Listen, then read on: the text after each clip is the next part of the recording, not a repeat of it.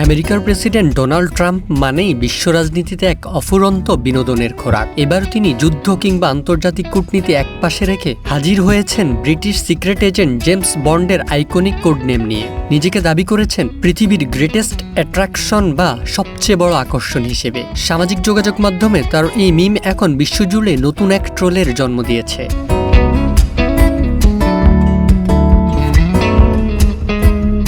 নিজের ব্যক্তিগত truth social অ্যাকাউন্টে ট্রাম্প তার তরুণ বয়সের একটি পুরনো ছবি পোস্ট করেছেন। কাঠের প্যানেলযুক্ত একটি আয়নার সামনে দাঁড়িয়ে থাকা সেই ছবির নিচে জেমস বন্ডের স্টাইলে লেখা ছিল ট্রাম্প 007।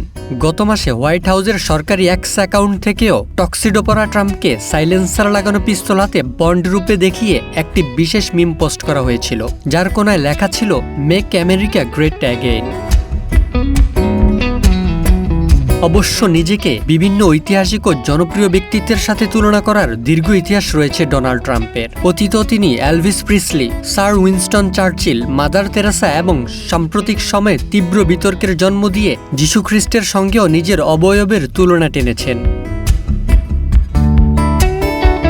তবে হলিউডে অ্যারন টেইলর জনসন কিংবা টম হল্যান্ড ও জ্যাকব এলডির মতো জাদ্রেল অভিনেতারা যখন ড্যানিয়েল ক্রেইগের উত্তরসূরি হওয়ার লাইনে দাঁড়িয়ে, তখন ট্রাম্প ভক্তদের দাবি পরের বন্ড মুভিতে যেন অন্য সবাইকে বাদ দিয়ে সরাসরি ট্রাম্পকেই কাস্টিং করা হয়।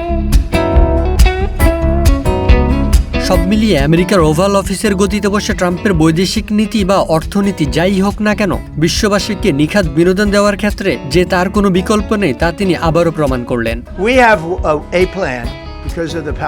Mehrab Avi, one digital desk. Bridge in Iran will be decimated